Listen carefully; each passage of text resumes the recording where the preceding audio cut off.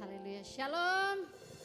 Puji nama Tuhan, suatu sukacita yang besar kalau kita bisa bertemu kembali di dalam rumah Tuhan. Sepanjang 1 minggu kita sudah lewati dan kita boleh melihat kuasa Tuhan bekerja atas hidup kita. Sebab itu mari kita siapkan hati kita, kita akan memberikan pujian, syukur kita, penyembahan kita terbaik buat Tuhan. Kita tundukkan kepala kita satu di dalam doa. Haleluya Tuhan. Kami datang menyanjungi Engkau, Allah yang hidup, Allah yang dahsyat, Allah yang luar biasa bagi kami. Terima kasih atas segala anugerah-Mu, kebaikan-Mu atas hidup kami Tuhan. Sehingga pagi hari ini kami bisa datang untuk bersama-sama memuji menyembah akan Engkau Tuhan. Dan kami percaya waktu kami memuji menyembah Engkau, maka Engkau yang akan bertata atas puji-pujian kami. Kami dikuatkan, kami dipulihkan, kami diberkati Tuhan. Terima kasih. Dalam nama Yesus Tuhan, kami siap mulaikan ibadah kami pagi hari. Haleluya. Amin.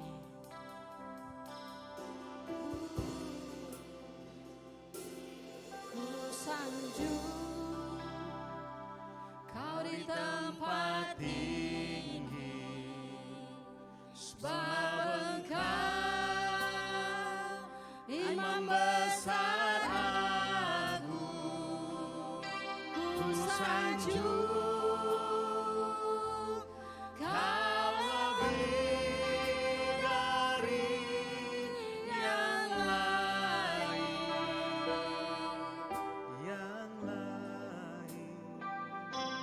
dan ku datang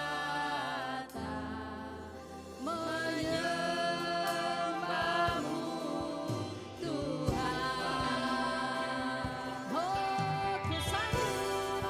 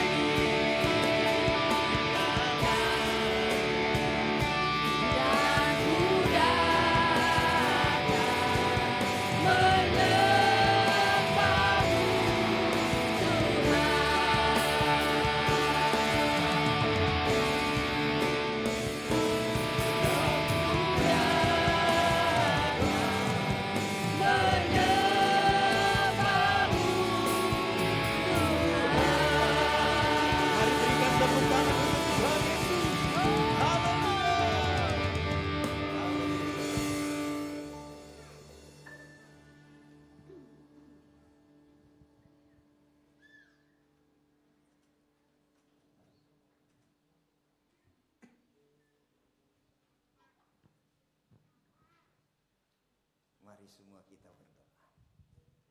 Kita tabiskan ibadah kita. Pertolongan kita datang dari Allah yang menciptakan langit dan bumi, yang tiada pernah terlelap dan tiada pernah tertidur, yang kasih karunia-Nya kekal berlaku atas kita semua umat ketebusannya. Ibadah pada saat ini dari awal pertengahan sampai pada akhirnya terjadi di dalam satu nama yang berkuasa, Bapa, Putra dan Roh Kudus. Dan setiap kita jemaat Tuhan yang siap beribadah, mari bersama-sama katakan amin.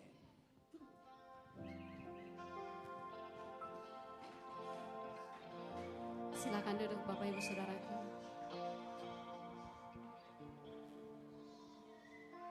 Mari kita tetap tenang, kita arahkan hati dan pikiran kita kepada Tuhan.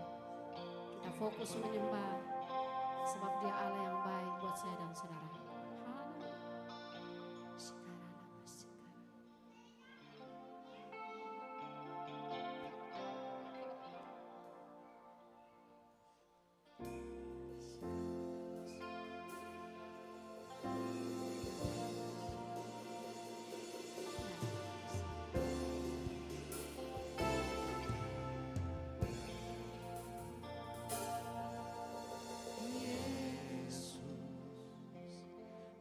Sungguh baik, Yesus,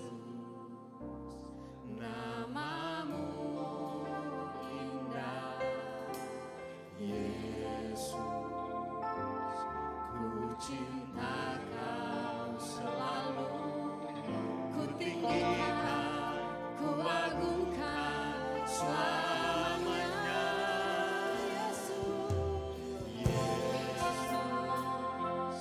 Kau sungguh baik, Yesus, namamu indah, Yesus,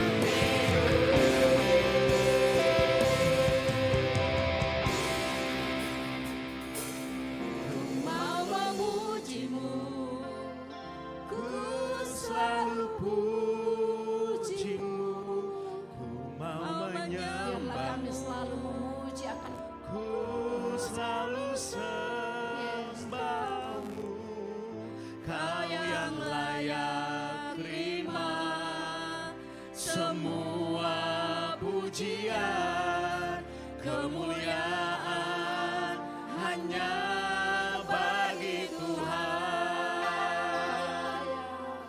Kau yang layak terima semua pujian, kemuliaan hanya bagi Tuhan. Kau yang layak terima semua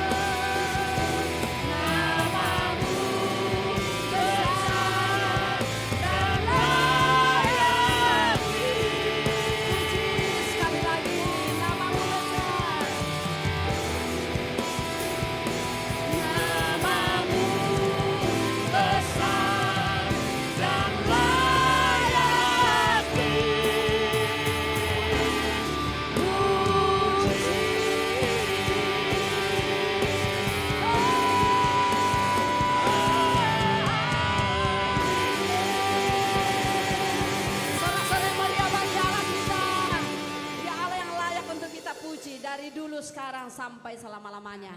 Yang setuju bersama katakan amin. Kita berikan sorak-sorai sekali lagi bagi Allah kita.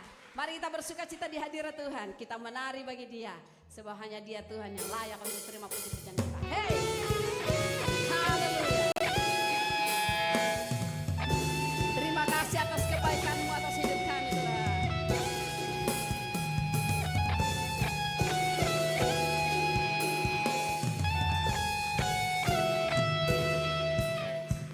Sama-sama naikkan pujian ini. Tuhan baik Di dalam hidupku selalu setia, di sepanjang hidupku nyatalah perbuatan-Mu. Kaulah sukacitaku. lagi yuk. Tuhan baik di dalam hidupku selalu setia, di sepanjang hidupku nyatalah perbuatan-Mu. Kaulah sukacitaku. Haleluya, ku bersorak, Tuhanku luar biasa. Haleluya, ku bersorak, Tuhanku dahsyat berkuasa. Ku angkat suaraku, puji nama-Mu, ku bernyanyi bagi-Mu. Ku bersuka, ku melompat bagi-Mu, Yesus Kau di dalamku. Ku rayakan kasih-Mu.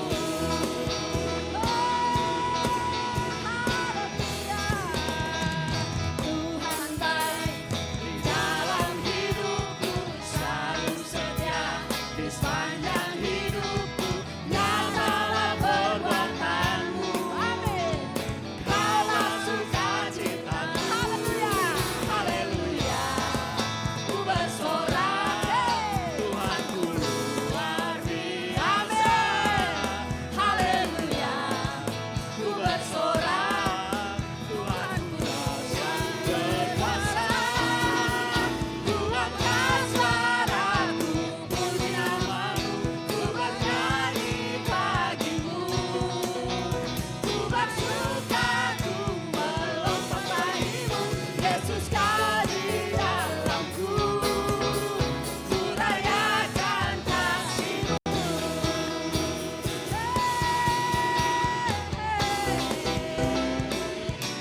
Haleluya Tuhan. Terima kasih buat anugerah-Mu selalu baik bagi kami. Yeay. Haleluya. Mari angkat tanganmu ini kan. Ku angkat suaraku, puji nama-Mu, ku bernyanyi bagi-Mu. Yes. Ku bersuka, ku melompat bagi-Mu, Yesus Kau di dalamku. Ku rayakan kasih-Mu. Lagi. Ku angkat suaraku, puji nama-Mu, ku bernyanyi bagi-Mu. Ku bersuka, ku melompat bagi-Mu, Yesus Kau di dalamku. Ku rayakan kasih-Mu. Haleluya, haleluya, haleluya. Oh, haleluya, haleluya,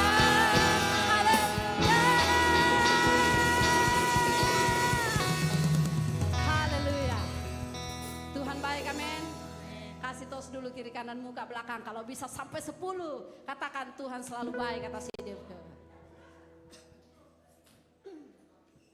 Silakan duduk Bapak Ibu Saudara.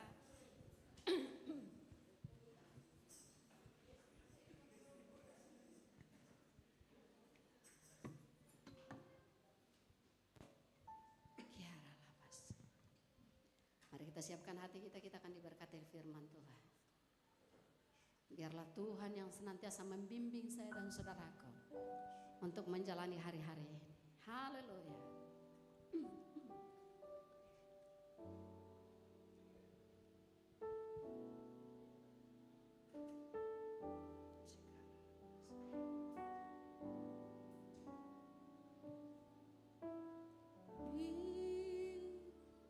Bimbinglah daku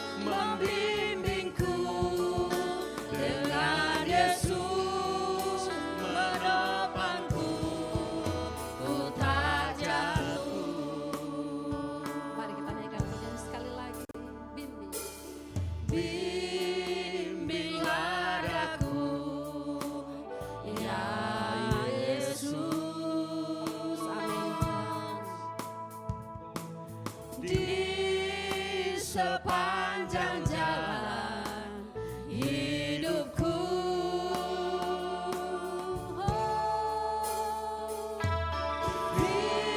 Firman-Mu bagaikan sulur, agar ku tak sesat di jalan. Tanpa Yesus di sisiku, tanpa Yesus membimbingku, Benar Tuhan. tanpa Yesus menopangku, ku kan jatuh.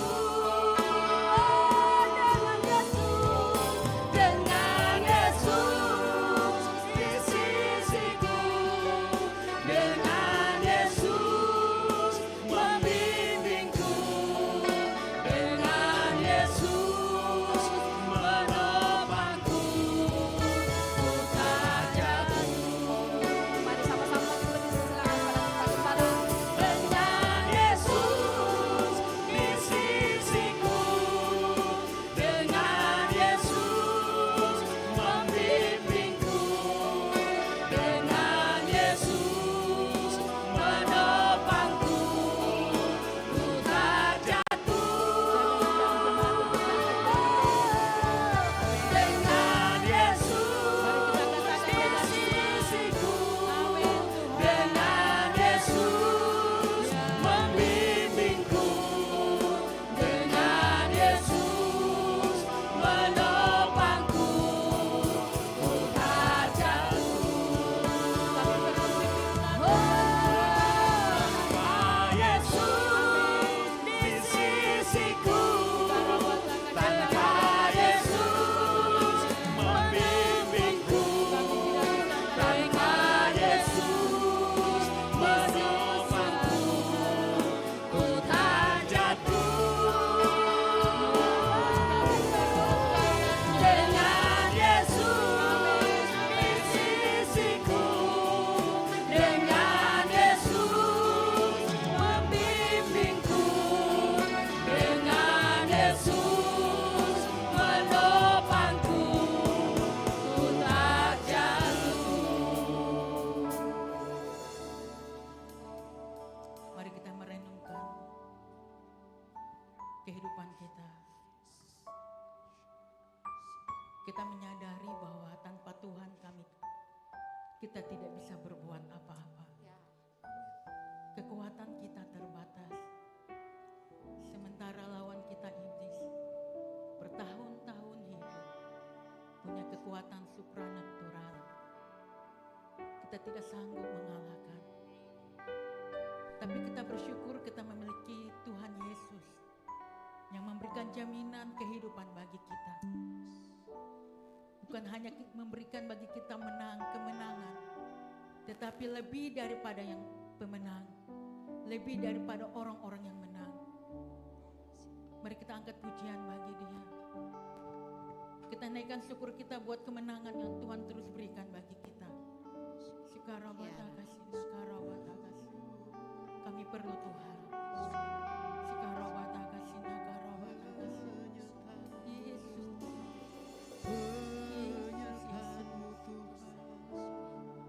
Yesus Tuhan,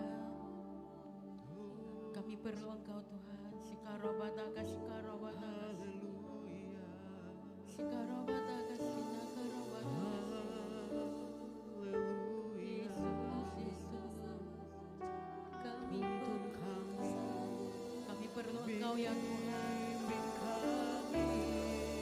Yesus kekuatan kami, Yesus pengharapan kami. Kami tak dapat berjalan tanpa Engkau. Berat kami Tuhan.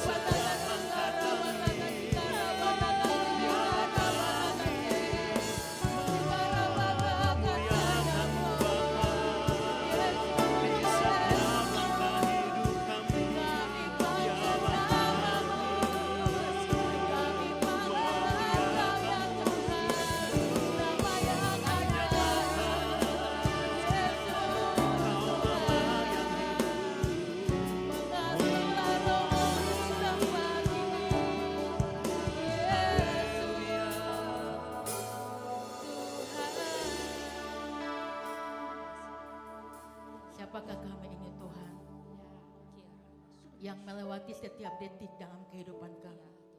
Kalau bukan karena Tuhan, kalau bukan karena pertolongan Tuhan, kalau bukan karena kekuatan Tuhan, kami akui Engkau bahwa kami tidak bisa berjalan tanpa Tuhan.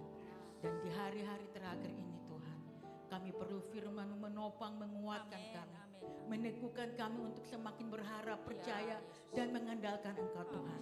Di tengah-tengah kemustahilan, kami perlu Tuhan. Mustahil menjadi tidak mustahil. Karena kami tahu kami berjalan bersama Tuhan yang ajaib, Tuhan yang dahsyat, Tuhan yang memberikan kami kemenangan setiap saat. Terima kasih Tuhan. Hamba-Mu akan menyampaikan isi hati-Mu dalam segala hal terbatas, tetapi hikmat, kekuatan, marifat yang daripada Tuhan turun atas hamba-Mu Tuhan, sehingga setiap perkataan berasal daripada Engkau Tuhan, dan kami terus mengalami kasih kuasa pemulihan daripada-Mu, dan kami belajar untuk melakukan apa yang menjadi kehendak-Mu dalam hidup kami. Kami menolak setiap tipu daya kuasa kegelapan yang mau terus mengambil benih firman-Mu di hati, pikiran, perasaan kami. Kami tolak kuasanya di dalam nama Tuhan Yesus. Kami percaya kuasa-Mu teramat besar untuk menjaga dan melindungi kami. Terima kasih Tuhan, ini hati kami. Kami mau terus belajar untuk merendahkan diri, mau dibentuk, mau diajar oleh Engkau ya Tuhan. Terima kasih Tuhan, kami siap merenungkan, kami siap belajar firman-Mu hanya dalam nama Tuhan kami Yesus. Haleluya, amin. Silakan duduk umat yang dikasih Tuhan.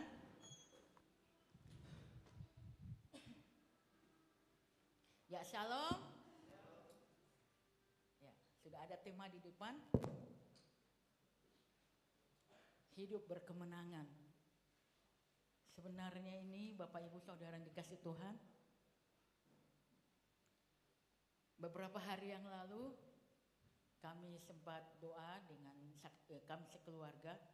Saya bilang sama mereka sampai dengan apa?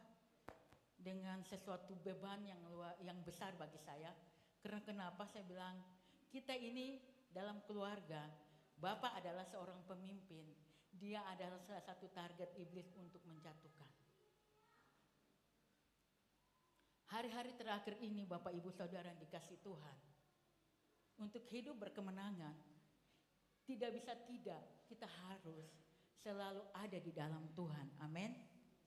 Coba kita baca bersama-sama dalam Roma 8 ayat 37.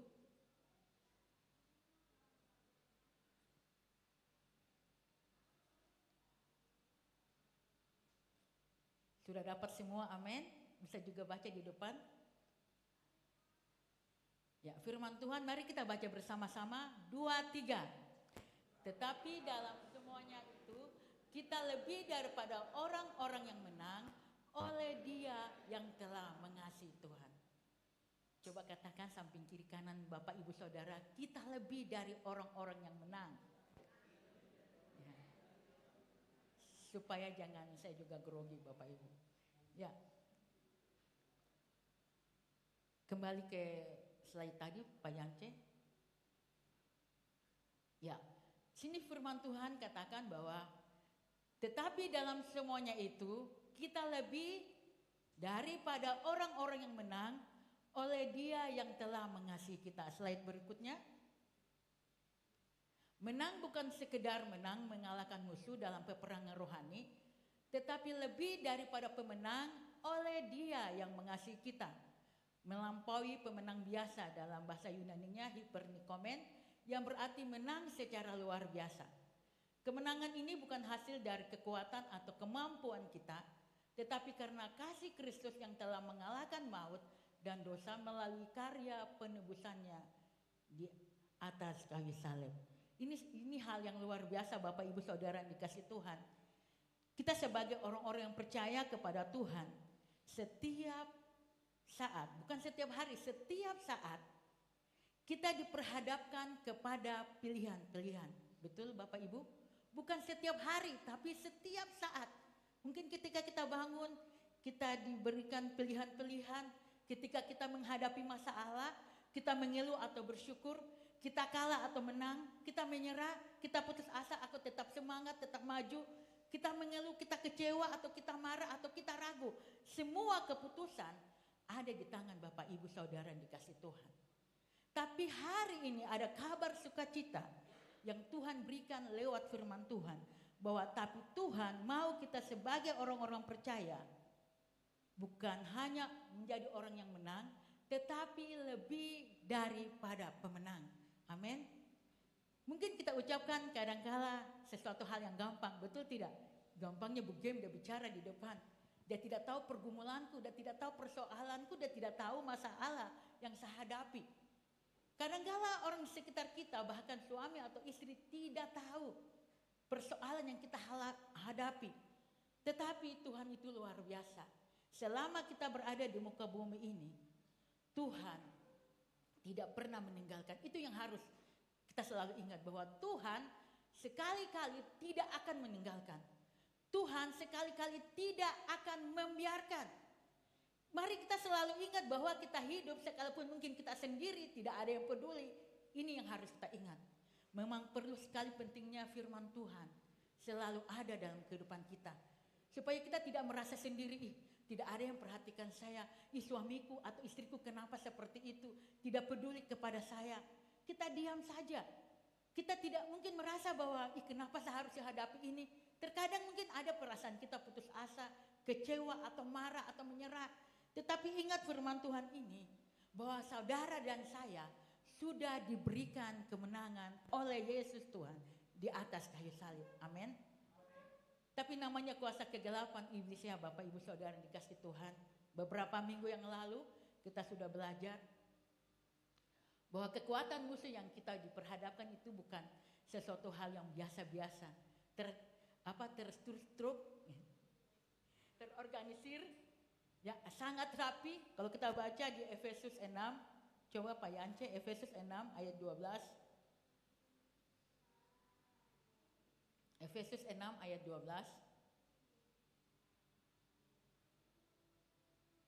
Sini firman Tuhan katakan, karena perjuangan kita bukanlah melawan darah dan daging, tetapi melawan pemerintah-pemerintah, melawan penguasa-penguasa, melawan penghulu-penghulu dunia yang gelap ini, melawan roh-roh jahat di udara.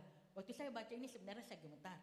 Karena kekuatan kita manusia tidak ada, tidak sebanding dengan lawan kita. Bukan terorganisir, pemerintah punya penguasa, punya penghulu, punya roh-roh jahat. Artinya punya apa? Dari yang kecil sampai dari pangkat yang terendah sampai pangkat yang tertinggi. Dan ini tidak mudah Bapak Ibu Saudara yang dikasih Tuhan. Tapi di ayat sebelumnya, Efesus 6 ayat 10, firman Tuhan katakan, hendaklah engkau kuat di dalam kekuatan kuasanya. Amin. Akhirnya hendaklah kamu kuat di dalam Tuhan, di dalam kekuatan kuasanya. Tidak mudah tapi bisa karena Tuhan sudah memberikan jaminan bagi kita. Amin. Sudah memberikan otoritas bagi Bapak, Ibu, Saudara dan saya bahwa kita adalah orang-orang yang menang. Pagi hari ini saya akan memberikan beberapa hal. Dalam hal apa orang percaya mengalami hidup berkemenangan. Yang pertama lanjut. Menang terhadap pergumulan. Amin. Setiap hari Bapak Ibu Saudara yang dikasih Tuhan, kita diperhadapkan dengan persoalan hidup. Pergumulan seringkali datang untuk menguji iman dan kedewasaan rohani kita. Setiap hari kita diperhadapkan dengan pergumulan sakit penyakit, pergumulan dalam hubungan keluarga suami, istri dan anak-anak, pergumulan dalam keuangan, pergumulan dalam usaha. Itu pergumulan-pergumulan yang selalu kita alami dalam kehidupan kita. Pergumulan dalam pekerjaan, kekayaan, kemiskinan, bahkan segala sesuatu yang terjadi dalam kehidupan kita pasti kita alami karena kita masih hidup di dalam dunia ini. Tetapi ada janji firman Tuhan dalam Roma 8 ayat 18. Roma 8 ayat 18. Penderitaan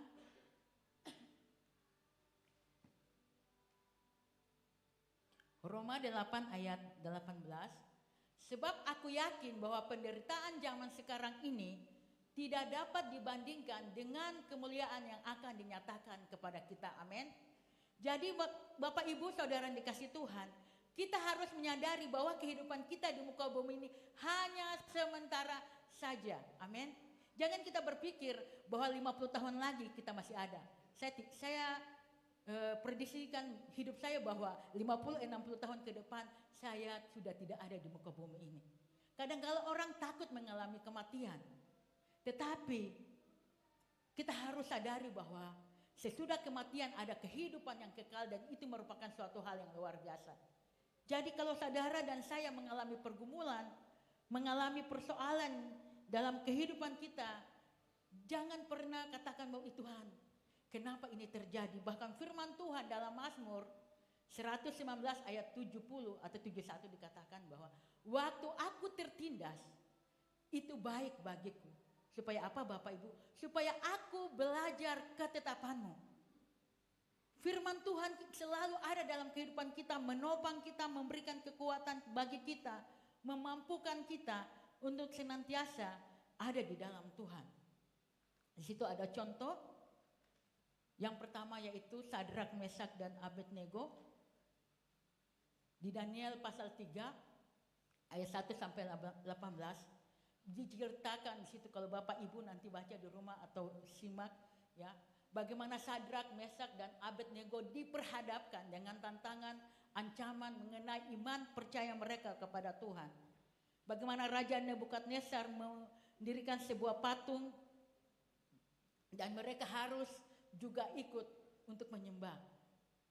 Sementara mereka yakini bahwa Tuhan mengajarkan, janganlah membuat bagimu patung yang menyerupai apapun di atas air maupun di mana saja.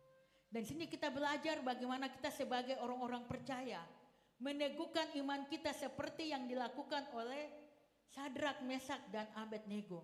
Ketika mereka memutuskan untuk tidak menyembah patung yang didirikan oleh Raja Nebukadnezar, di situ raja semakin marah kepada Sadrak, Mesak dan Abednego. Mereka mengatakan sekalipun Allah yang saya sembah tidak sanggup menolong saya, Daniel 3 ayat 17, saya tidak akan menyembah kepada patung yang Tuanku dirikan. Ini sesuatu iman yang sangat teguh di tengah-tengah pergumulan. Bisa saja Sadrak, Mesak dan Abednego, ayo kita pura-pura saja menyembah, tidak apa-apa, tidak ada yang lihat. Kadangkala Bapak Ibu kita berusaha selalu untuk kompromi. Apalagi keadaan dunia yang semakin jahat ini, kita membutuhkan pertolongan Tuhan agar kita tidak salah melangkah.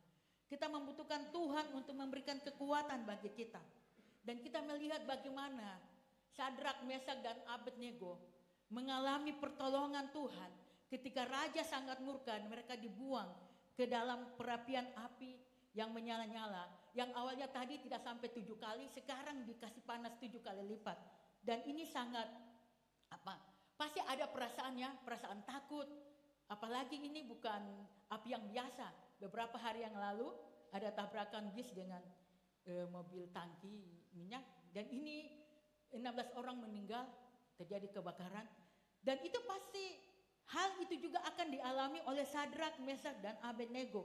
Pasti mereka akan mati terbakar. Tetapi pertolongan Tuhan sangat-sangat luar biasa.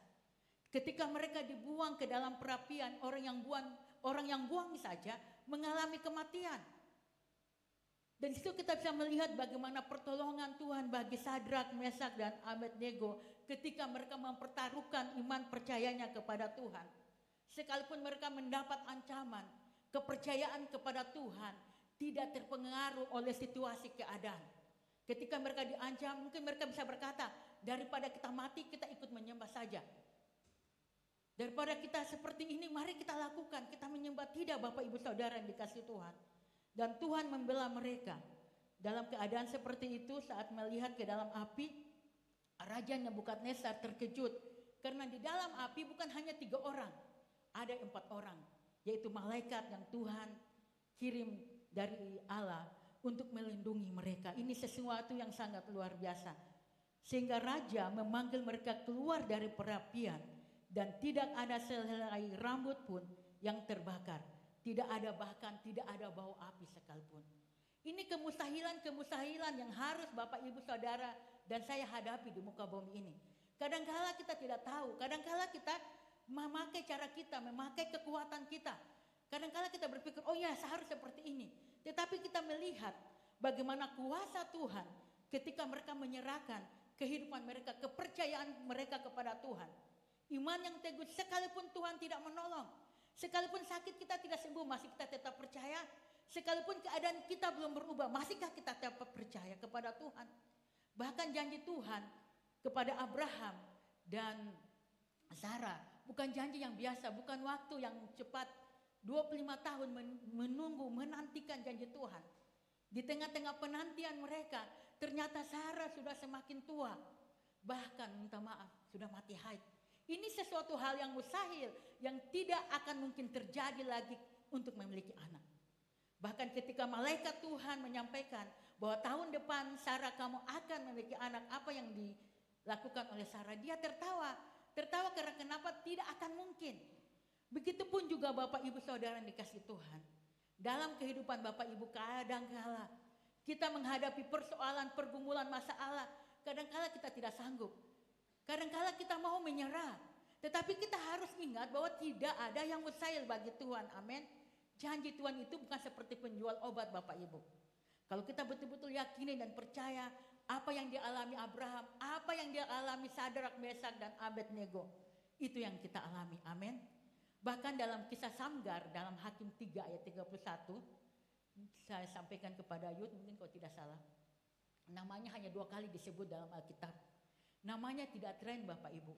Tetapi dia sendiri melawan musuhnya 600 orang. Coba bayangkan 1 lawan 600. Apakah bisa menang? Secara logika tidak masuk akal dan tidak akan mengalami kemenangan. Betul tidak Bapak Ibu? Jangankan 600, 100 atau 2 atau 3, kadang-kala kita tidak bisa menghadapi lawan kita. Tetapi Samgar sangat luar biasa, hanya menggunakan tongkat lembu yang dipakai usir-usir lembu. Dia hanya menggunakan tongkat sederhana, tetapi dia berjalan bersama Tuhan yang hidup. Amin. Dia berjalan bersama Allah yang hidup. Kadang-kala kita selalu, betulkah Tuhan? Betulkah Tuhan? Mari kita renungkan setiap kebaikan-kebaikan Tuhan.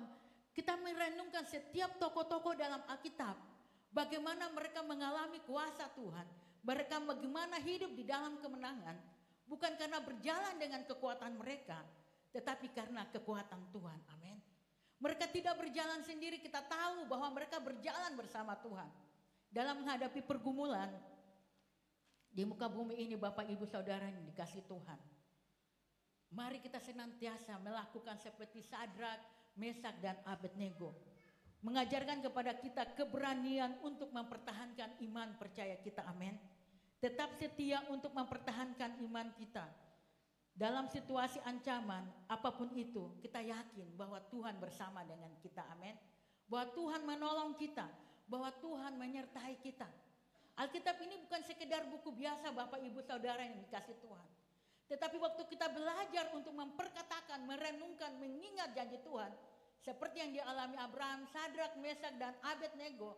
Kita akan mengalami pertolongan kuasa Tuhan. Bahkan ketika kita mungkin seperti saya katakan tadi, pergumulan kita belum selesai, solusi belum ada, sakit penyakit tetap ada. Waktu kita tetap percaya, tetap berharap, tetap memuji Tuhan, tetap mengucap syukur, itu adalah mujizat.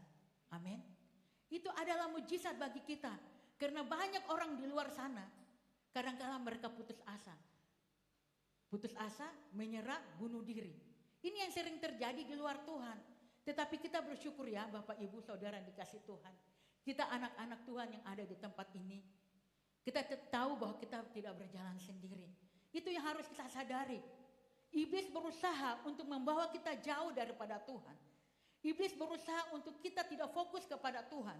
Untuk meninggalkan iman percaya kita di hari-hari terakhir ini. Ketika kita tidak mendapat jawaban dari doa kita. Tetapi mari kita mau yakini bahwa seperti firman Tuhan tadi. Bahwa kita ini adalah orang-orang yang menang. Lebih daripada pemenang. Amin. Amin.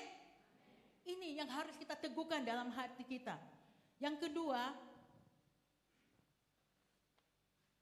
dalam hal apa orang percaya mengalami hidup berkemenangan? Oh ya, tadi di poin yang pertama masih ada di Filipi 4 ayat 13. Ya, segala perkara dapat kutanggung di dalam Dia yang memberi kekuatan kepadaku. Amin. Sekalipun mungkin kadang-kala kita menangis, kita mungkin rasa-rasanya tidak sanggup, tetapi ini firman Tuhan memberi jaminan bahwa segala perkara dapat kutanggung di dalam Dia yang memberi kekuatan kepadaku. Amin. Kadang-kala kita tidak sanggup, kita tidak mampu, tetapi firman Tuhan di pagi hari ini memberikan jaminan bagi kita bahwa segala persoalan, pergumulan, masalah yang kita hadapi di muka bumi ini, kita tahu kita tidak berjalan sendiri. Ada Tuhan yang menopang, ada Tuhan yang menguatkan, ada Tuhan yang menyertai kita. Itu hal yang pertama. Dan hal yang kedua, menang terhadap dosa. Dosa adalah utang dan iblis berusaha mempengaruhi kita untuk hidup dalam dosa. Dan yang kedua, kemenangan atas dosa terjadi melalui kuasa salib. Ini sesuatu hal yang luar biasa, Bapak Ibu Saudara dikasih Tuhan.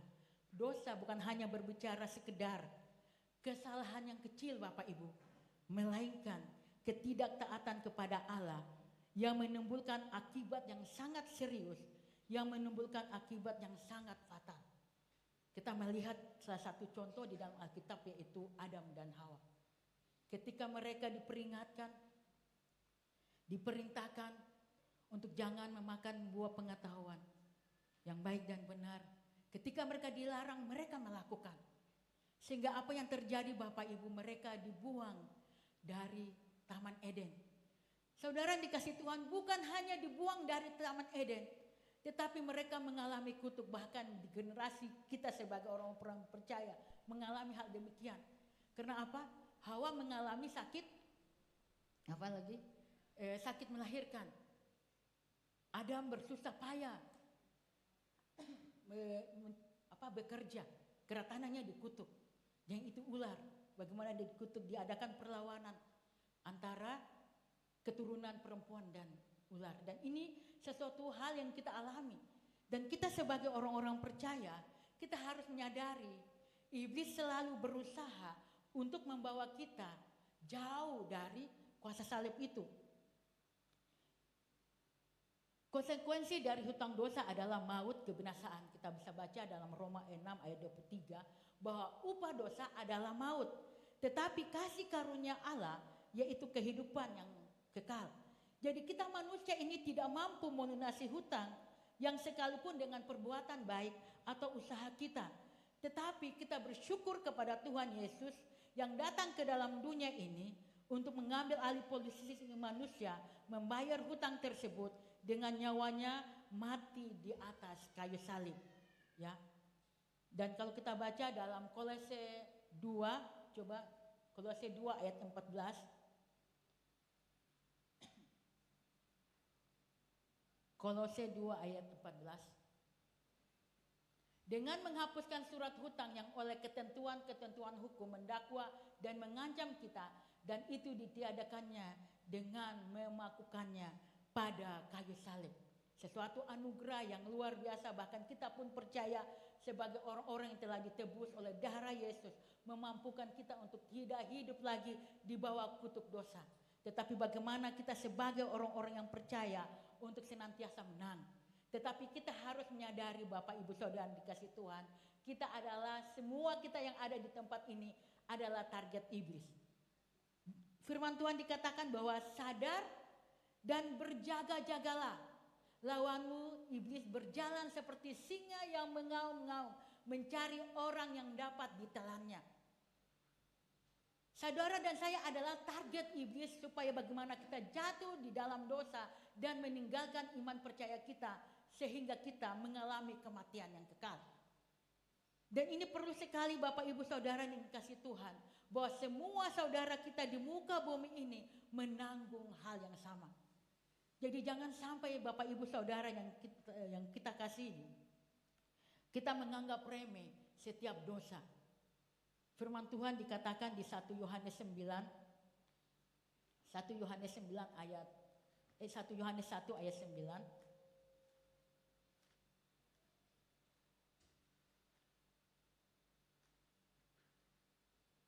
1 Yohanes 1 ayat 9. Ya, jika kita mengaku dosa kita, maka Ia adalah setia dan adil, sehingga Ia mengampuni segala dosa kita dan menyucikan kita dari segala kejahatan kita. Perlu ada pertobatan dalam diri kita, Bapak Ibu Saudara yang dikasih Tuhan. Ketika kita menyadari bahwa kita ini adalah target iblis. Kalau kita melihat contoh-contoh di dalam Alkitab bagaimana mereka yang awalnya sungguh-sungguh di dalam Tuhan, tetapi pada akhirnya mereka meninggalkan iman percaya mereka. Salah satu contoh di dalam Alkitab yaitu, kembali ke pembacaan kita tadi, yaitu Raja Uzia. Ya, Raja Uzia, bagaimana dia ada seorang raja Yehuda yang memerintah di Israel selama 52 tahun. Di usianya yang ke-16 tahun dia dipilih untuk menjadi raja. Dia dianggap sebagai raja yang baik karena melakukan apa yang benar di mata Tuhan. Selama hidupnya ia mencari Tuhan dan mendengarkan Sakaria, sehingga Allah membuat segala usahanya berhasil. Ya. Ketika berhasil dalam militer yang kuat, inovasi teknologi dan kemasyhuran, ia memiliki kekuatan yang luar biasa sehingga namanya terkenal. Di situ ia menjadi sombong karena keberhasilannya. Ia melupakan Tuhan bahwa kekuatan yang selama ini dia peroleh adalah daripada Tuhan. Jangan sampai hal itu terjadi dalam kehidupan kita waktu kita tidak menjaga hati kita. Saya selalu bilang sama Pak Gem, kita harus terus berjaga-jaga karena kita, saya bilang tadi, adalah target iblis. Ya, jangan sampai yang awalnya sungguh-sungguh di dalam Tuhan, jangan sampai kita meninggalkan iman percaya kita kepada Tuhan. Dan kita melihat bagaimana akhir hidup Raja Uzia ketika keberhasilan ia miliki, ia melupakan Tuhan. Ia tidak menyadari bahwa kekuatan yang dia miliki selama ini adalah dari Tuhan. Bahkan ia melanggar batas dengan memasuki bait suci untuk membakar ukupan, tugas yang hanya boleh dilakukan oleh para imam. Dan Imam Asaria dan 80 imam menegur dia bahwa apa yang dilakukan itu bukan menjadi haknya. Tetapi apa yang dilakukan Raja Uzia, ia menjadi sangat marah sehingga ia mengalami sakit kusta. Dan imam mengusir Raja Uzia dari bait suci. Kita melihat ya Bapak Ibu Saudara dikasih Tuhan, yang awalnya sungguh-sungguh di dalam Tuhan, tetapi karena tidak sanggup menghadapi pergumulan, menghadapi dosa yang dialaminya, sehingga dia meninggalkan iman percaya kepada Tuhan. Bahkan sekarang anak-anak muda, ya ada Nofri, ya, dia murid saya di SMP 9, saya selalu ingat, saya selalu menyampaikan sama mereka, kalian itu masih SMP, jangan dulu pacaran. Karena peluang untuk melakukan hal-hal yang salah, Jack sudah tertawa di belakang. Karena peluang untuk melakukan hal-hal yang salah, itu pasti akan terjadi. Firman Tuhan Mazmur 119 ayat 12 kalau tidak salah, coba dibuka ya. Dengan apakah seorang muda mempertahankan kelakuannya bersih dengan menjaganya sesuai dengan firman Tuhan. Hanya firman Tuhan yang bisa menjaga anak-anak kita. Makanya kita perlu terus berserah, membawa mereka kepada Tuhan, mengingatkan mereka untuk senantiasa fokus kepada apa yang menjadi kehendak Tuhan dalam kehidupan mereka, sekalipun mereka masih muda. Karena ini tantangan-tantangan anak muda ya, karena Tuhan tahu bahwa rancangan masa depan yang penuh pengharapan itu menjadi bagian anak-anak kita. Jangan sampai iblis mengambil keuntungan dari hal ini. Ya makanya puji Tuhan, Nofri minta maaf setiap masuk kelas, karena dia sempat pacaran dengan karena di sekolah saya itu ada Hindu, ada Islam. Jadi saya bilang fokus dulu, dan puji Tuhan ternyata dia fokus. Ya semoga terus didoakan anak-anak kita ya. Tantangan-tantangan yang mereka hadapi tidak mudah. Apalagi sekarang lewat HP-HP Bapak Ibu Saudara bisa melakukan hal-hal jahat. Dan kita terus meminta pertolongan Tuhan untuk anak-anak kita. Karena kita juga ini orang tua terbatas untuk untuk menjaga mereka, menasihati mereka. Kita hanya perlu pertolongan Tuhan agar mereka tidak melakukan hal-hal yang salah.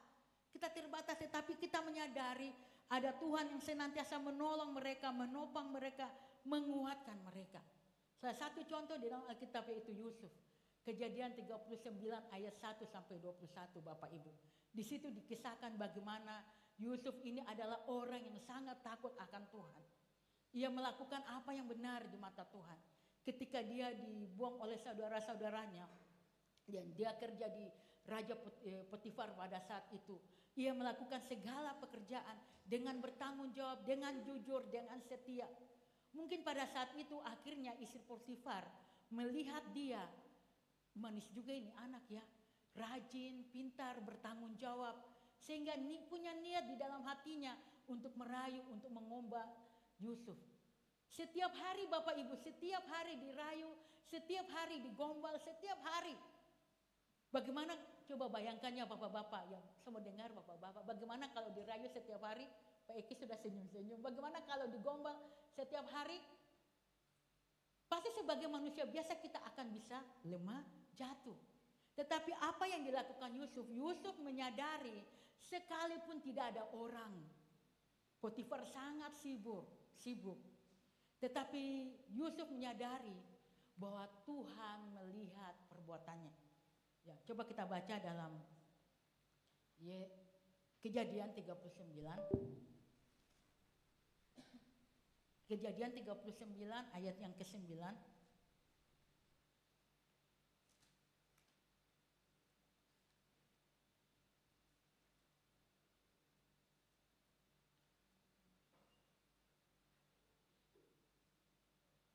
di bagian B ayat 9.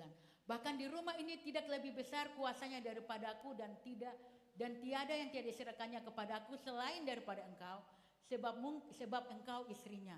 Bagaimana mungkin aku melakukan kejahatan yang besar ini dan berbuat dosa terhadap Allah? Yusuf menyadari sekalipun tidak ada orang yang melihat, tetapi Tuhan melihat apa yang dilakukan. Bisa saja Yusuf menipu semua orang yang ada pada situ, aman-aman saja, baik-baik saja, tidak ada orang. Pada saat itu mungkin belum ada CCTV. Tetapi kita bisa melihat bagaimana Yusuf menyadari bahwa ada Tuhan.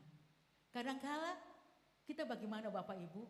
Kadangkala kita lebih takut kepada manusia. Kita berpikir bahwa orang yang penting orang tidak lihat kita melakukan dosa, kita melakukan kejahatan. Yang penting kita aman, orang tidak lihat kita. Padahal kita tidak sadari ada Tuhan yang melihat kita setiap saat. Ini yang harus Bapak Ibu sadari dan saya. Kita harus perlu berjaga-jaga, kita harus jujur di hadapan Tuhan. Kita harus memiliki punya integritas sekalipun orang tidak melihat. Ini tidak mudah Bapak Ibu. Kita betul-betul butuh pertolongan, kekuatan daripada Tuhan. Ini yang dimiliki oleh Yusuf karena dia tahu ada Tuhan yang bersama dengan dia.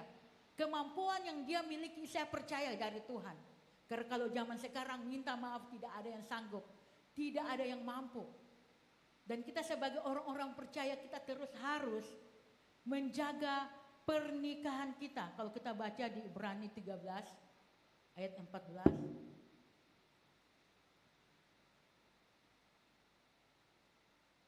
Ya, firman Tuhan Ibrani. Oh ya, maaf, kayaknya salah. Kita cari dulu.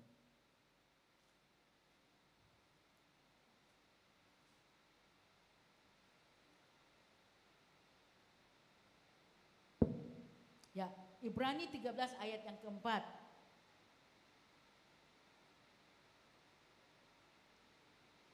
Hendaklah kamu semua penuh hormat terhadap perkawinan, dan janganlah kamu mencemarkan tempat tidur, sebab orang-orang sundal dan pezina akan dihakimi Allah.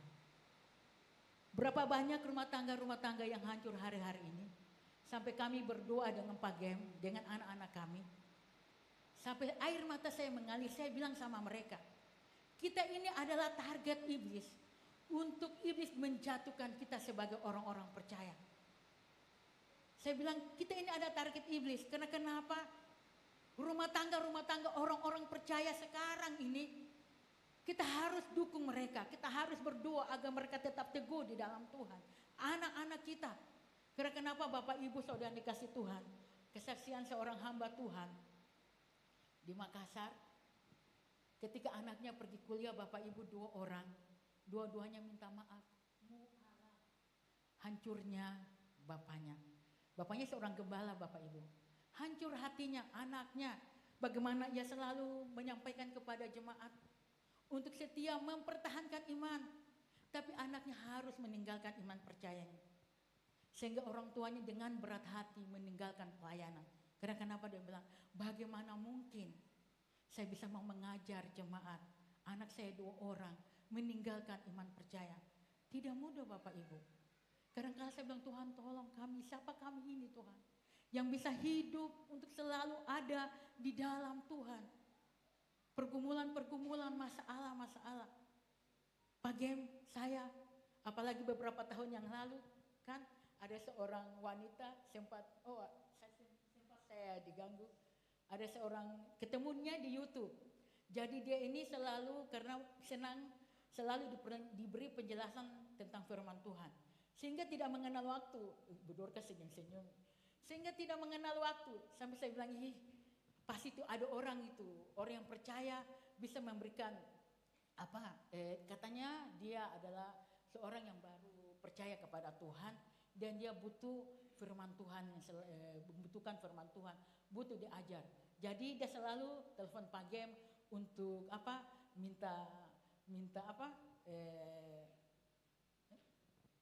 selalu minta diajar. Dan betul Bapak Ibu Saudara Tuhan, pernah dia kirim kerupuk sampai saya bilang, bapaknya klik kok ambil semua ini kerupuk, malah sudah dikirim-kirimkan kerupuk. Sampai saya bilang putus hubungan, apalagi minta maaf pernah 1 kali. Apalagi pagi-pagi, Bang makan apa Bang? Apa ini? Baru udah fotokan gado-gado. Bang makan apa Bang? Saya lagi makan gado-gado. Siapa yang tidak marah maksudnya? Sampai saya bilang, oh Tuhan, tolong Tuhan. Sampai saya bilang sama Pak Gem, putuskan hubungan. Saya bilang sama Pak Gem, putuskan hubungan. Pasti ada orang di sana yang sanggup menolong dia, yang sanggup memberikan pencerahan firman Tuhan kepada dia untuk sungguh-sungguh bertobat. Ya, jadi saya bilang begini, jangan membuka celah. Apalagi saya sudah marah-marah, sudah cemburu, itu sebenarnya celah. Membuat saya tidak nyaman, membuat saya tidak tenang. Dan puji Tuhan ya Pak Gem sampai sekarang tidak terjadi lagi. Dan ini firman Tuhan katakan, hendaklah kamu semua penuh hormat terhadap perkawinan. Dan janganlah kamu mencemarkan tempat tidur. Sebab orang-orang Sunda dan Pijina akan dihakimi Allah. Bapak Ibu Saudara yang dikasih Tuhan. Apalagi bertahun-tahun kita mempertahankan keluarga rumah tangga. Setiap hari kita ketemu, sama tanya Pak Gem dulu, bosan tidak? Saya tanya kadang-kala ada rasa jenuh, ada rasa bosan. Di luar sana mungkin banyak orang memberikan mungkin perhatian, memberikan dukungan. Kadang-kala mungkin kita terpengaruh. Sampai ada teman saya, Bapak Ibu Saudara yang dikasih Tuhan. Katanya, siapa itu? Main-main saja Ji, kan kita serius sama suami, tidak apa-apa Ji. Itu hal seperti itu. Jangan sampai kita menganggap ini hal yang remeh. Jadi Bapak Ibu Saudara yang dikasih Tuhan, mari kita terus saling mendoakan, amin. Kita terus menjaga. Tidak lama kok, kita bersama suami, tidak ada lagi kehidupan baru, kita mau menikah lagi seperti ajaran yang saya tidak tahu di mana aja. Bahwa setelah kematian kita akan lagi bersama, tidak ada itu, tidak ada. Jadi selama kita di muka bumi kita terus bersama-sama, tidak lama Ji. 70 atau sampai 80 tahun, tidak lama. Jadi tetap setia, setiap hari ketemu di tempat tidur, dia lagi bersyukur. Tuhan memberikan yang terbaik di antara yang baik, amin. Jadi mari kita belajar untuk setia terhadap pasangan kita.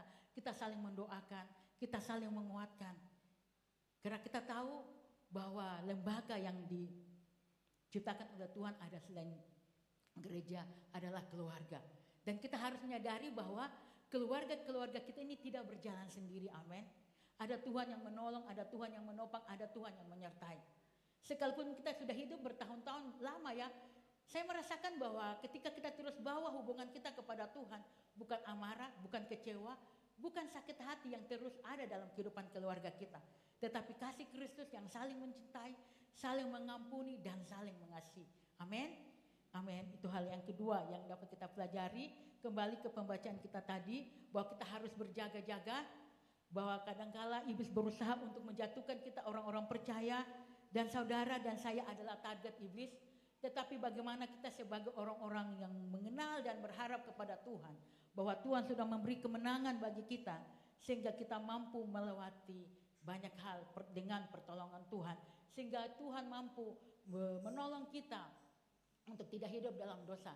Sekalipun kadangkala kita diizinkan Tuhan untuk melakukan hal-hal yang salah, tetapi karena kekuatan Tuhan, pertolongan Tuhan memberikan kita kemampuan. Hal yang ketiga, ya, hal yang ketiga dalam hal apa orang percaya mengalami hidup yang berkemenangan, perubahan karakter. Karakter yang diubahkan adalah buah dari kemenangan. Bapak Ibu Saudara dikasih Tuhan, ya, saya percaya bahwa sudah tidak asing lagi Rasul Paulus itu siapa. Sebelum dia mengenal dan percaya Tuhan, sebelum dia pelayanan penginjilan, hidupnya itu sangat-sangat jahat. Nanti Bapak Ibu bisa baca di Kisah Para Rasul 9. Hidupnya sangat jahat, sangat kejam. Dia selalu membunuh orang-orang yang percaya kepada Tuhan. Tetapi dalam perjalanannya ke Damsyik, ketika hendak mau membunuh orang-orang percaya, mencari orang-orang yang percaya kepada Tuhan, di situ dia bertemu dengan Tuhan dan hidupnya dipulihkan oleh Tuhan. Ketika hidupnya dipulihkan, tidak sampai di situ Bapak Ibu Saudara yang dikasih Tuhan. Ia memberitakan kebenaran firman Tuhan. Ia pergi ke desa-desa, pergi ke kota, ke daerah-daerah untuk menyampaikan kabar baik, sekalipun dia mengalami tantangan, mengalami banyak hal dalam kehidupannya. Tetapi di sini bagaimana dia memiliki belas kasihan. Jadi saya percaya Bapak Ibu Saudara dikasih Tuhan, sekalipun ya selama kita hidup kita bergumul dengan karakter kita, tetapi Tuhan yang akan tolong kita, amin. Dari karakter tadi mungkin yang suka marah-marah, mulai diubahkan Tuhan. Yang tadi memiliki kesombongan, Tuhan memberikan kita kerendahan hati. Yang dulunya kita hidup dalam segala hal-hal yang jahat, Tuhan ubahkan kita. Kita mengalami perubahan, karena itu adalah karakter yang diubahkan dari kemenangan, dari buah dari kemenangan yang Tuhan sudah berikan bagi kita. Di dalam 2 Korintus 5 ayat 17.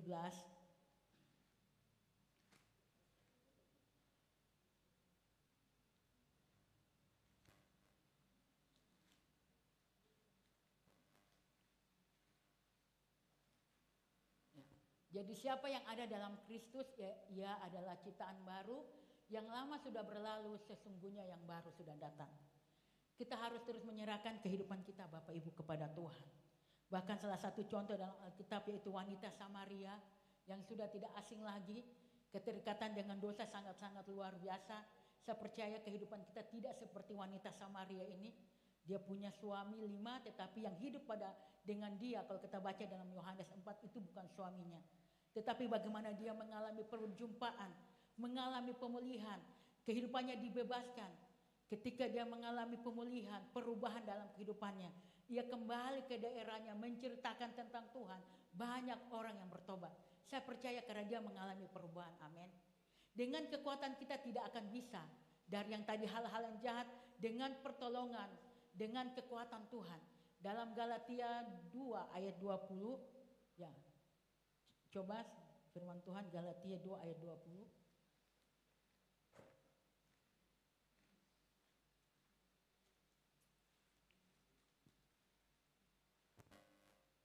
Namun aku hidup, tetapi bukan lagi aku sendiri yang hidup, melainkan Kristus yang hidup di dalam aku.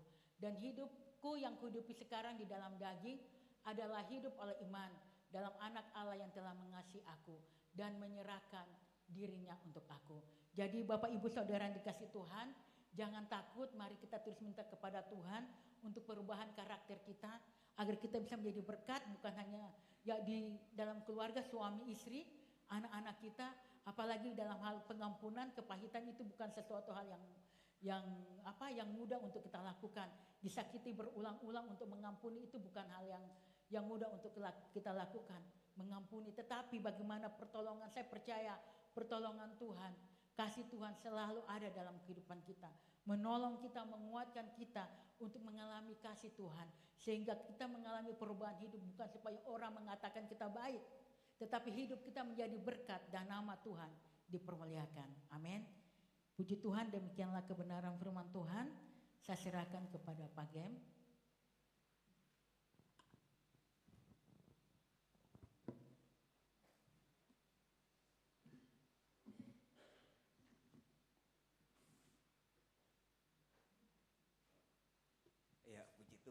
Mari para pelayan. Ya, karena saya diserahkan untuk lanjut.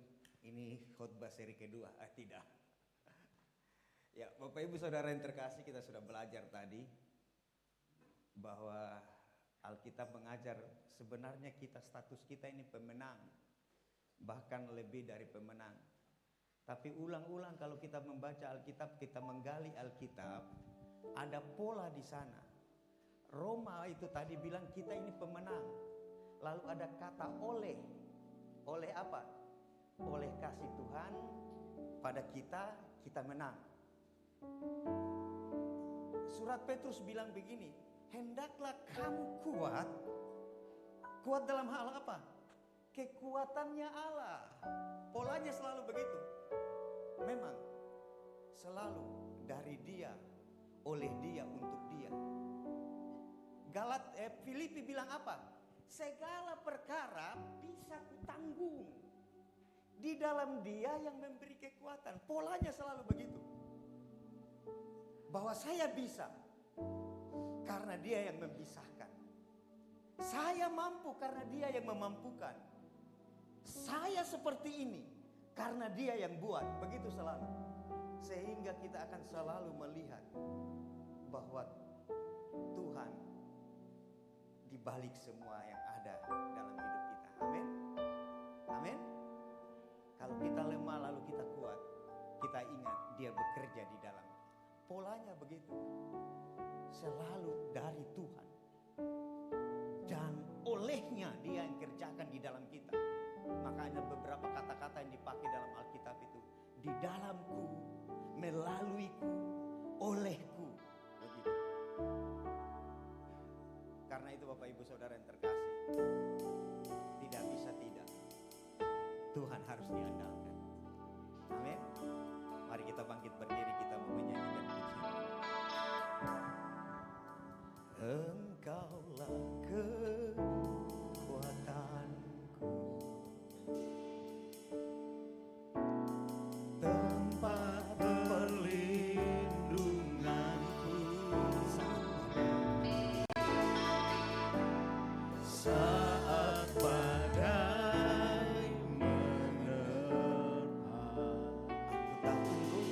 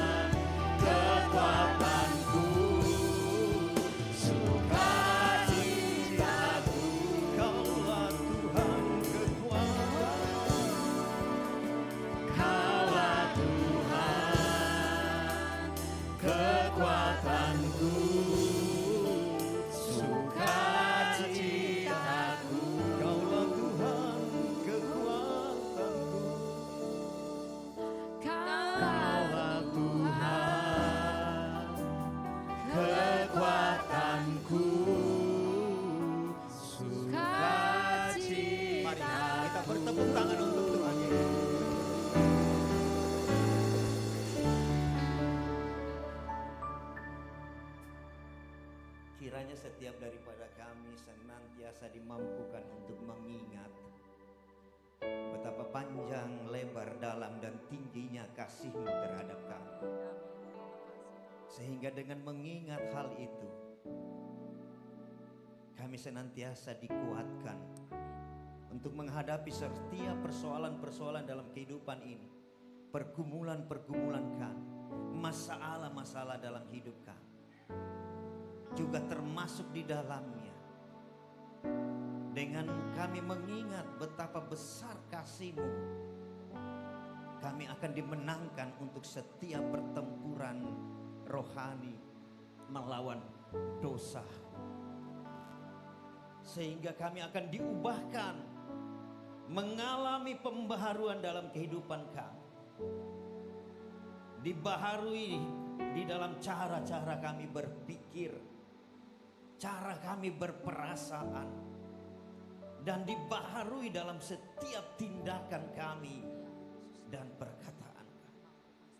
Bukan dengan kekuatan dan kemampuan kami, tetapi kekuatan kemampuan daripada Tuhan yang diberikan kepada kami, sehingga termanifestasi dalam hidup kami.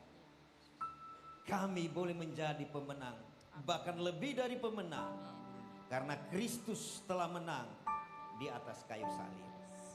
Terima kasih, materaikanlah kebenaran firman-Mu ini, sehingga bukan hanya sekedar pengetahuan, tetapi kemudian nanti apa yang kami tahu ini kami akan hidupi dalam kehidupan kami, sehingga firman-Mu yang kami renungkan hari ini boleh berbuah. Tuhan juga terus memberkati hamba-Mu, dan Tuhan mengurapi selalu, memberikan kekuatan. Dan yang terutama bahwa segala apa pekerjaan pelayanannya, termasuk dalam kehidupan rumah tangga kami, selalu Tuhan saja yang dikedepankan, Tuhan saja yang diandalkan. Demikian juga semua kami Tuhan. Soli Deo Gloria, segala kemuliaan hanya bagi Tuhan. Terima kasih. Kami bersyukur, berterima kasih kepada Bapa di sorga, di dalam nama Kristus Yesus Tuhan Juru Selamat kami, di dalam tuntunan kuasa Roh Kudus. Kami berdoa mengucap syukur. Dan setiap jemaat yang diberkati lewat pemberitaan kebenaran firman Tuhan, mari bersama-sama katakan amin. Silakan duduk Bapak Ibu Saudara terkasih.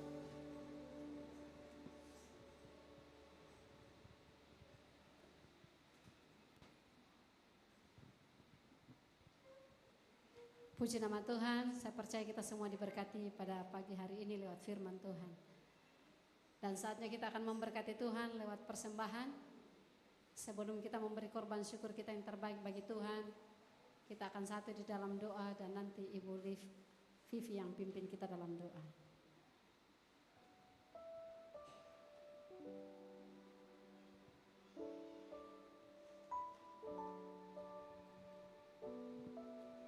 Mari kita satu dalam doa. Bapa, segala kemuliaan hanya bagi-Mu. Kami bersyukur dan berterima kasih di sepanjang minggu ini Engkau sudah memberkati kami dengan segala kelimpahan. Sebentar lagi Tuhan, kami akan memberikan persembahan. Tuhan, layakan, kuduskan, dan berkati persembahan kami. Biarlah persembahan kami ini berguna bagi pelayanan gereja di tempat ini. Haleluya. Amin. Mari kita memberikan korban syukur kita yang terbaik.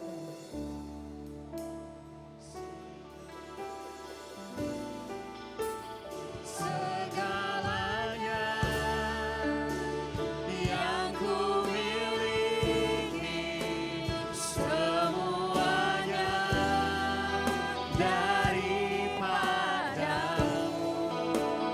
kan ku bawa persembahanku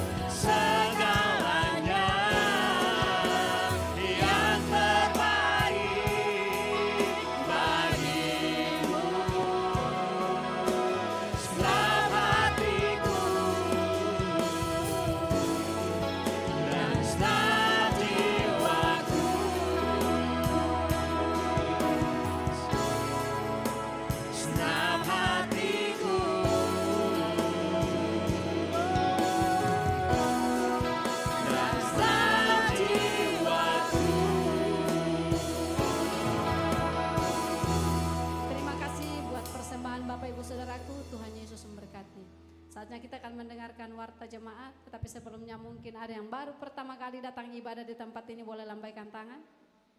Atau boleh berdiri, silakan Ibu, boleh berdiri Ibu.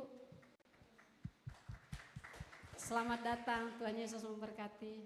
Sampai ketemu ibadah-ibadah selanjutnya ke depan.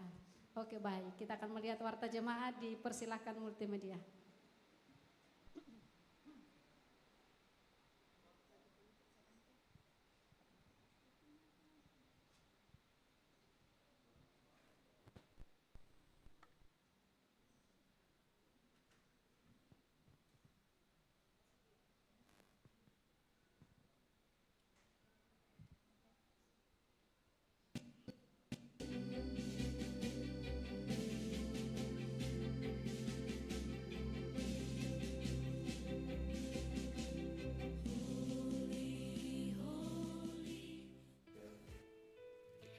Shalom Jemaat Gereja Bethel, senang sekali kami dapat menjumpai Anda di minggu kedua di bulan Mei ini.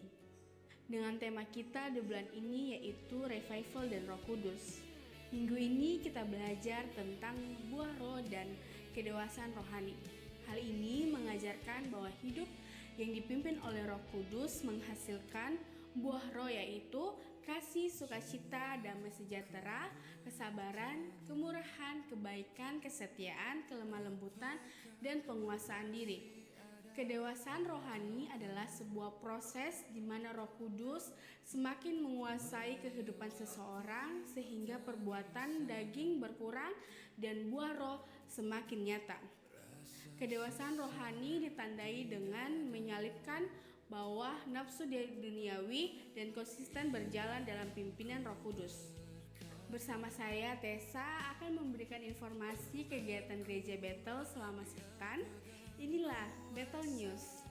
Hari Selasa tanggal 12 Mei 2026, ibadah mesbah keluarga di masing-masing wilayah.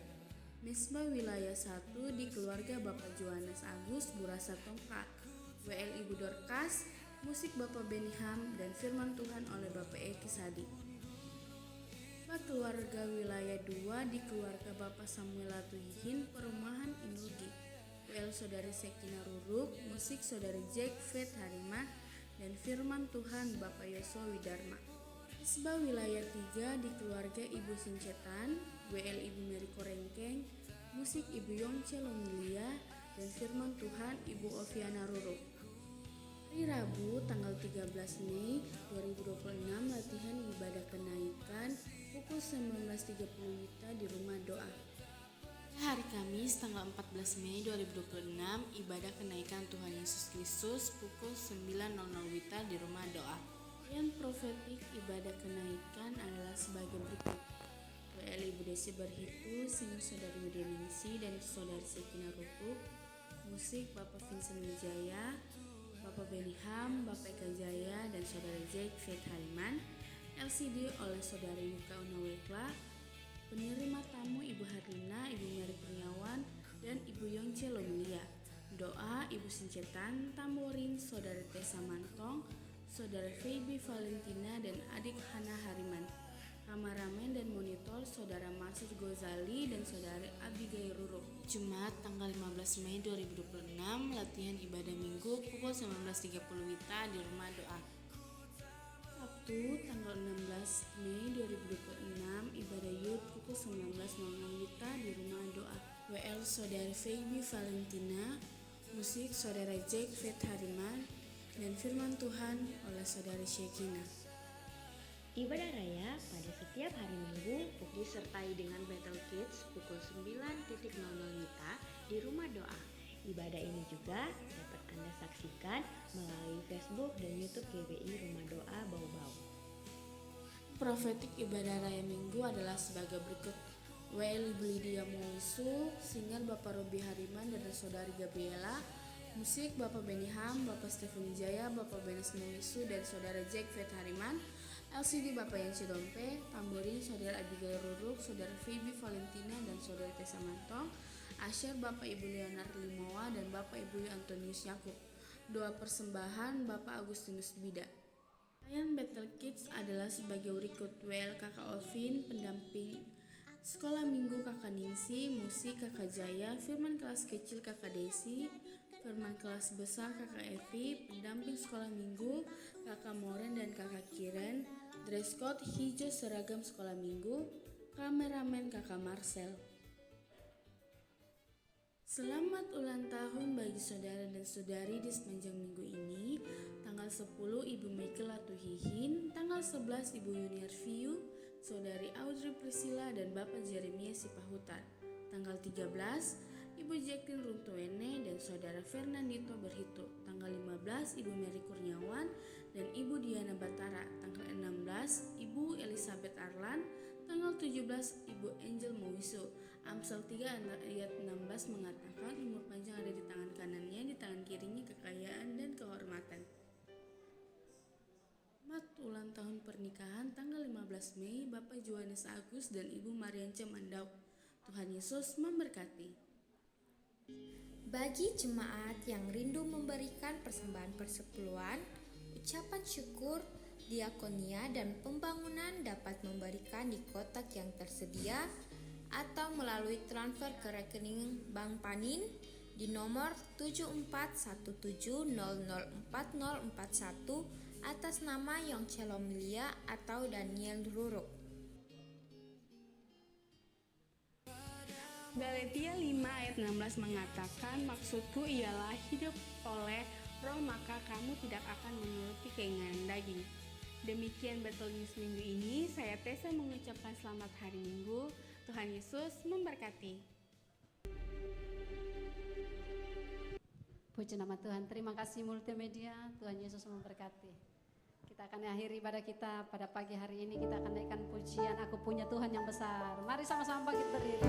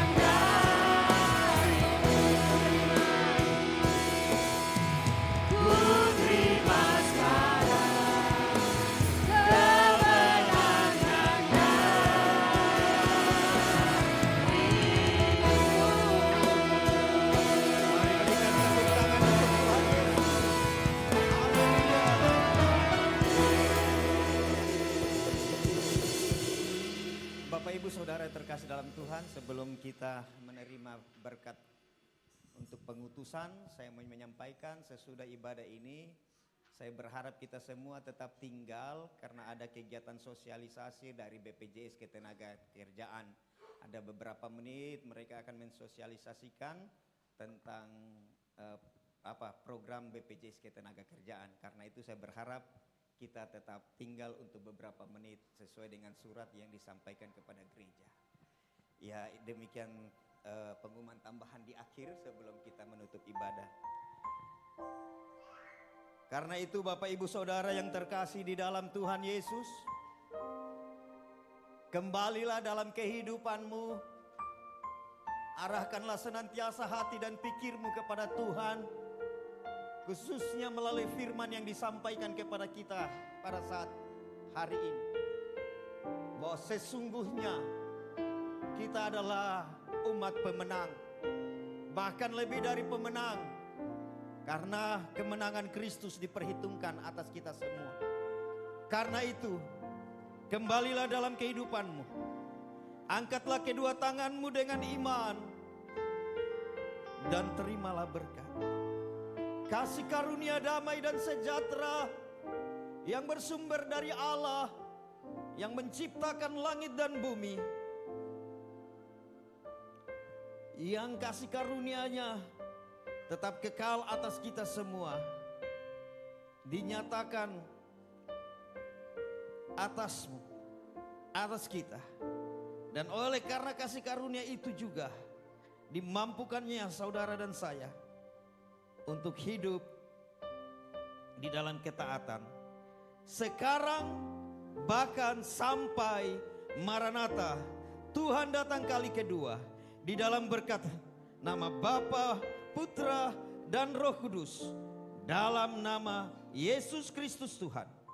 Setiap kita yang diberkati, mari bersama-sama katakan amin. Silakan duduk Bapak Ibu Saudara yang terkasih.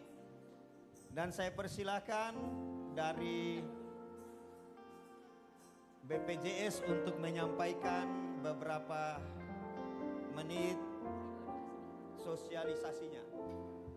Silakan. Mari.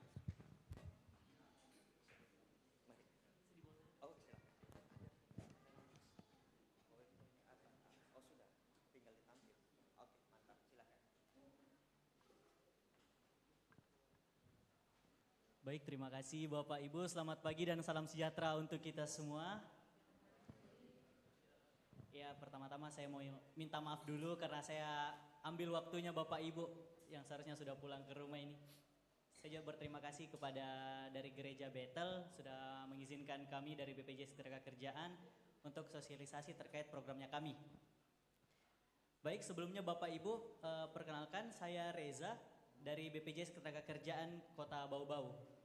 Jadi pada hari ini saya mungkin kurang lebih beberapa menit ke depan akan menyampaikan terkait program-program dari BPJS Ketenagakerjaan. Ya, kebanyakan dari kita itu masih susah bedakan BPJS Ketenagakerjaan sama BPJS Kesehatan. Kadang kita berpikir BPJS cuma satu, cuma kesehatan yang biasa kita pakai berobat. Tapi ternyata di kita ini dari selain BPJS Kesehatan itu ada saudaranya, BPJS Ketenagakerjaan. Nah, bedanya BPJS Kesehatan dan Ketenagakerjaan, BPJS Kesehatan kita pakai kalau kita sakit. Tapi kalau Ketenagakerjaan itu baru bisa kita gunakan kalau ada sesuatu terjadi kepada kita terkait kehidupan pekerjaannya kita. Nah, itu akan saya sampaikan di beberapa program-program yang akan kami berikan perlindungan kepada semua peserta dari BPJS Ketenagakerjaan. Bisa dilanjut Pak? Dilanjut saja. Lanjut lagi Pak. Nah, biasanya untuk BPJS Ketenagakerjaan, biasanya ini sudah awam sebenarnya untuk orang-orang yang bekerja di perusahaan. Biasanya yang punya pekerjaan atau kerja di perusahaan, di rumah sakit swasta misalnya, mereka pasti dan harus mendaftarkan pekerjanya di BPJS Ketenagakerjaan. Namun kadang kita lupa bahwa pekerja yang ada di sekitar kita juga penting untuk terlindungi di BPJS Ketenagakerjaan. Kayak misalnya tukang ojek misalnya, atau kita punya usaha warung misalnya di rumah, atau misalnya tetangga yang sekiranya pekerjaannya itu berisiko bisa kena kecelakaan kerja misalnya dan sebagainya. Namun mereka tidak tahu kalau itu mereka juga bisa terlindungi di BPJS Ketenagakerjaan. Mereka dinamakan sebagai pekerja bukan penerima upah. Bisa dilanjut Pak? Nah, pekerja bukan penerima upah yang kami maksud ini adalah pekerja-pekerja mandiri. Kayak pengacara, tukang ojek, nelayan, pedagang, petani. Yang terkadang itu mereka tidak mendapatkan perlindungan terkait pekerjaannya. Jadi kami dari BPJS Ketenagakerjaan ini untuk tahun ini kami akan lebih banyak menyasar pekerja-pekerja mandiri Bapak Ibu di sekitar kita supaya itu tetap terlindungi. Namun karena kami juga keterbatasan sumber daya, makanya kami menyasar beberapa tempat-tempat yang sekiranya bisa menjangkau lebih banyak orang. Salah satunya melalui rumah ibadah ini. Bisa dilanjut Pak? Lanjut lagi Pak. Nah, untuk bagi pekerja bukan penerima upah atau dinamakan pekerja mandiri, itu kami bisa berikan 3 program Bapak Ibu, program perlindungan. Yang pertama ada jaminan kecelakaan kerja, Yang kedua ada jaminan kematian dan juga jaminan hari tua. Lanjut Bapak, Tabe. Nah, jaminan kecelakaan kerja dari namanya saja, jaminan yang kami berikan ketika terjadi kecelakaan kerja. Kecelakaan kerja yang dimaksud itu kecelakaan yang terjadi di tempat kerja. Tapi karena ini ada perluasan, jadi bukan hanya pada saat mereka terjadi kecelakaan di tempat kerja. Misalnya dari rumah mau ke tempat kerja, kecelakaan di jalan, itu juga kami tanggung. Atau misalnya pulang dari tempat kerjanya, mau pulang ke rumah, terjadi kecelakaan juga, itu kami akan tanggung. Dan itu dinamakan sebagai kecelakaan kerja. Apa yang bisa kami berikan? Yang pertama, biaya pengobatan unlimited sampai dia sembuh. Untuk di rumah sakit pemerintah itu akan dimasukkan di kelas 1, untuk di rumah sakit swasta akan dimasukkan setara dengan kelas 1 pemerintah. Kalau di Siloam kayaknya di kelas 2. Itu biaya pengobatannya sampai dia sembuh jika dia terkena kecelakaan kerja. Dari dia dirawat, pengobatan rawat jalannya, obatnya semuanya kami tanggung. Ada satu kejadian, tukang ojek kecelakaan pada saat dia mau menjemput pelanggan. Kecelakaan dan dia sudah beberapa kali operasi. Saat ini dia sudah melakukan perawatan selama 5 tahun. Masih dalam perawatan. Biaya yang dihabiskan oleh pemerintah itu sebesar 7 miliar Bapak Ibu. Dan semuanya ditanggung oleh BPJS Ketenagakerjaan. Iya, semua tercover di BPJS Ketenagakerjaan. Nah, selanjutnya Bapak Ibu, apabila pada saat kita bekerja, apabila kita terkena kecelakaan kerja, kita tidak bisa bekerja Bapak Ibu. Artinya tidak ada pemasukan. Jadi pemasukan kita berhenti nih. Jadi kami dari BPJS Ketenagakerjaan itu akan memberikan yang namanya santunan sementara tidak mampu bekerja.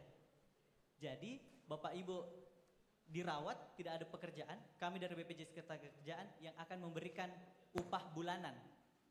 Akan memberikan kepada yang bersangkutan. Untuk 1 tahun pertama itu kami berikan 100% dari upah.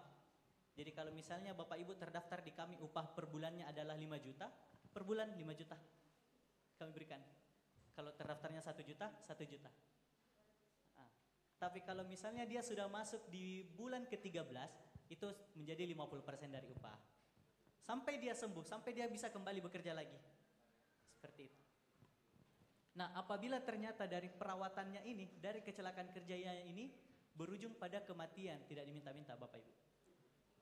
Nah, kami dari BPJS Ketenagakerjaan juga akan memberikan santunan kematian karena kecelakaan kerja kepada pekerja tersebut. Untuk hitungannya itu 48 dikali upah. Kalau di total kurang lebih 70 juta. Itu untuk baru santunannya Bapak Ibu. Kemudian kalau misalnya dia punya anak yang ditinggalkan, anak yang masih sekolah, kita berikan beasiswa untuk 2 orang anaknya sampai dia lulus perguruan tinggi. Jadi dari TK, SD, SMP, SMA, perguruan tinggi sampai lulus jadi sarjana. Itu kami akan berikan santunannya setiap tahun. Nah, kalau misalnya ternyata efek dari kecelakaan kerjanya ini dampaknya adalah cacat, tidak diminta-minta. Itu juga kami akan berikan santunan. Santunan sesuai dengan persentase cacatnya. Cuma kalau dihitung-hitung itu kurang lebih 56 dikali upahnya. Tergantung lagi upah yang terlapor di kami. Seperti itu. Bisa dilanjut Pak Tabe? Dilanjut Pak Tabe. Selain kecelakaan kerja, program kedua yang bisa kami berikan adalah jaminan kematian. Artinya kita tidak menjamin kematiannya aman, tidak Bapak Ibu. Cuman kan kematian tidak diminta-minta, tidak ditahu-tahu. Kita hari ini ada di sini, tiba-tiba sebentar kita ada di mana, kita sudah misalnya tidak diminta-minta ada kecelakaan atau ada kematian. Bisa dilanjut Pak. Nah, jaminan yang kedua yang bisa kami berikan adalah jaminan kematian. Jaminan kematian yang kami maksud adalah kematian apapun selain kecelakaan kerja. Kematian karena jatuh, kematian karena mendadak, kematian karena tiba-tiba sakit, pingsan, kematian karena disengaja pun juga itu kami akan berikan santunannya. Iya kan? Iya, kalau misalnya ada Bapak Ibu lagi, biasanya anak muda sekarang lagi stres, ternyata dia terdaftar BPJS Ketenagakerjaan, oh lagi putus cinta, tiba-tiba coba bunuh diri, ya bunuh dirinya berhasil. Nah, kami berikan santunannya juga kepada ahli warisnya. Iya, jadi semua jenis kematian dalam bentuk apapun yang bisa kami berikan adalah itu sebesar santunan 42 juta. 42 juta ini sudah termasuk 10 jutanya biaya pemakaman dan 20 juta dan 12 jutanya itu adalah santunan kepada ahli waris. Nah, kalau misalnya juga dia sudah terdaftar di kami selama 3 tahun dan rajin membayar iuran tidak pernah terputus selama 3 tahun dan tiba-tiba meninggal, ada anak yang ditinggalkan, itu anaknya juga akan mendapatkan beasiswa sampai dia lulus perguruan tinggi Bapak Ibu. Jadi dari TK sama seperti kecelakaan kerja, TK, SD, SMP, SMA, perguruan tinggi kami biayai. Per tahunnya kami akan berikan beasiswanya.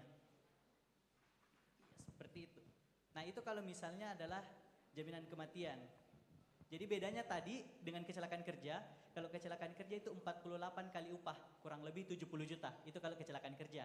Tapi kalau kematian itu 42 juta kami berikan kepada ahli waris yang ditinggalkan. Ahli warisnya siapa? Terserah siapapun. Dia meninggalkan istri atau suami, suaminya yang dapat. Suami istrinya tidak ada anaknya yang diberikan. Belum menikah orang tuanya. Atau ternyata ada kasus juga ini Bu. Suaminya meninggal dunia, tapi istri yang datang melapor 2.